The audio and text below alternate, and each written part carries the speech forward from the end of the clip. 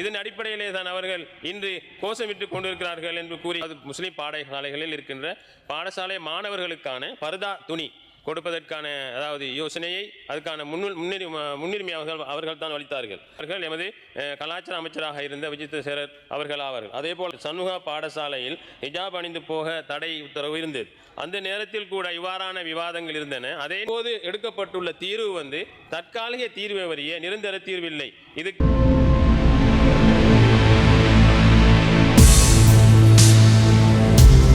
ஆட்கள் மற்றும் சிறுவர்களை வேலைக்கு அமர்த்துதல் சட்டத்தின் கீழ்வரும் குற்றங்களுக்கான அபராத தொகை திருத்தம் செய்தலுக்கான விவாதம் போய்கொண்டிருக்கின்றது. ஆனால் இன்று அந்த விவாதங்களை அடுத்து மேலதிகமாக 2 விஷயங்கள் இங்கு பேசப்படுகின்றன. ஒன்று நீதி அரசர்கள் சம்பந்தமாகவும் நீதிபதிகள் சம்பந்தமாகவும், மற்றது கல்முனை சம்பந்தமாகவும் பேசப்படுகின்றது.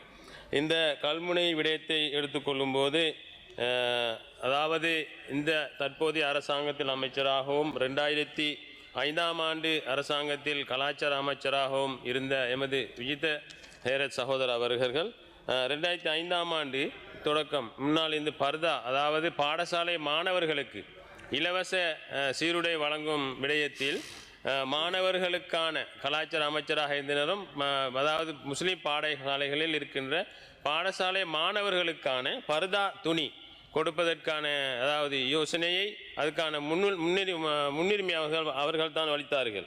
அந்த அடிப்படையில் அன்று தொடக்கம் இன்று வரை அந்த முஸ்லிம்களுக்கான பர்தா துணியை கொடுப்பதற்காக இந்த முன்மொழிந்தவர்கள் எமது கலாச்சார அமைச்சராக இருந்த விஜித் சேரர் அவர்கள் ஆவார்கள். அதே போல தான் 1980களில் உருவாக்கப்பட்ட இந்த சட்டம் இந்த அரசாங்கத்தால் உருவாக்கப்பட்ட சட்டம் அல்ல. இருந்தாலும் இதற்கு முன்னர் நல்லாட்சி காலத்தில் கூட இந்த பர்தா பிரச்சனைகள் வந்தது. எப்படி என்று சொன்னால், திருகோணமலையில் இருக்கின்ற 2018ஆம் ஆண்டு சண்முகா பாடசாலையில் ஹிஜாப் அணிந்து போக தடை உத்தரவு இருந்தது. அந்த நேரத்தில் கூட இவ்வாறான விவாதங்கள் இருந்தன. அதே நேரமும் இப்போது இந்த கல்முனை பிரச்சனையை பெரிதாக விவாதிக்கின்ற எமது எதிர்க்கட்சியில் இருக்கின்ற எமது முஸ்லிம் எம்பிக்கள் கூட அந்த நேரங்கள் அரசாங்கத்தில் பிரபலமான கேபினட் அமைச்சர்களாகும். உதாரணமாக 35 வருடங்கள் 26 வருடங்கள் இன்னும் 35 வருடங்களாக அந்த அரசாங்கத்தை ஆளும் பலமாக இருந்தார்கள். சும்மா சாதாரணமாக இல்லை, அரசாங்கத்தை ஆளும் பலமாக சில நேரங்களில் நீதியரசர்கள் கூட பதவிகளை அமைத்தார்கள். அந்த ஆளும் அரசாங்கத்தில் ஆளும் பலசாலிகளாக இருந்த கேபினட் அமைச்சர்களால் கூட 2018ஆம் ஆண்டு திருகோணமலை சண்முகா பாடசாலையில் ஹிஜாப் பிரச்சனை வந்த நேரம் கூட இந்த சட்டத்தை இந்த பிரச்சனையை அவர்களால் தீர்வுக்கு கொண்டு வருவதற்கு முடியவில்லை. அதனை இன்று நின்று கொண்டு விமர்சனம் செய்து கொண்டிருக்கிறார்கள் இந்த அரசாங்கத்தையும் அரசாங்க நடவடிக்கைகளையும். ஆனால் முஸ்லிம் மாணவர்கள் முஸ்லிம் மாணவிகள் அந்த நேரங்கள் தமிழ் பாடசாலையில் எல்லா இடங்களுக்கும் சென்றார்கள். சென்ற நேரம் கூட அன்று பர்தா அணிந்து செல்லும் போது அங்கே பர்தா அணிந்து சென்றார்கள். அதனையும் கொடுத்தது இந்த அரசாங்கத்தில் இருக்கின்ற எமது சகோதரர்கள் தான். அதே போல தான் இன்று நடக்கிற இந்த பிரச்சினை இப்போது எடுக்கப்பட்டுள்ள தீர்வு தற்காலிக தீர்வை வரிய நிரந்தர தீர்வில்லை. இதுக்கான தீர்வை எடுப்பதற்காக நாங்கள் அமைச்சர்களுடன் பேசிக் கொண்டிருக்கிறோம். அரசாங்கத்துடன் முழுமையாக எல்லோரும் சேர்ந்து பேசிக் கொண்டிருக்கிறோம். இப்போது எடுக்கப்பட்டுள்ள தீர்வு நிரந்தர தீர்வு இல்லை, நல்ல தீர்வை இந்த நாட்டில் அதாவது வளமான நாடு அழகான வாழ்க்கையை உருவாக்கி இருக்கின்ற இந்த அரசாங்கம் நல்ல ஒரு தீர்வை எடுக்கும் என்பதில் எந்தவித சந்தேகமும் இல்லை. அதேபோல் இங்கு அதிகமாக கதைத்து கொண்டிருக்கிற விடயம்தான் இன்னொரு விடயம், நீதிபதிகளின் ஓய்வு வயதில்லையாக இருக்கின்றது. இதை கதைக்கிறவர்கள் பயத்தில் நமக்கு என்ன நடக்குமோ என்று தெரியாமல் கதைத்து கொண்டிருக்கிறார்கள்.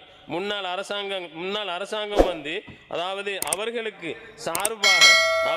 தங்களுக்கு சார்பாக தீர்ப்பை வழங்கவில்லை என்று அந்த நேரத்தில் பாராளுமன்றத்தில் குற்றப்பேரணை கொண்டு 2013இல் பிரதம நீதியரசராக இருந்த சிராணி பண்டாரநாயக்க அவர்களை பதவி நீக்கம் செய்தார்கள். அது மட்டுமல்ல, அதற்கு பின்னர் அதுக்கு பதிலாக பிரதி நீதியமைச்சராக மொஹான் பீரிஸ் அவர்கள் நியமித்ததோடு அதற்கு பிறகு ரணில் மைத்திரி நல்லாட்சி அரசாங்கத்தில் இந்த பிரதம நீதியரசர் சிராணி பண்டாரநாயக்க அவர்களுக்கு நடந்தது அநியாயம் என்று அவர்களுக்கு திரும்பவும் பதவியில் அமர்த்தினார்கள். பதவியில் அமர்த்திய நேரம் அதே நேரம் ஒரே நாளில் அவர்கள் அந்த பதவியிலிருந்து ஓய்வு பெற்றார்கள்.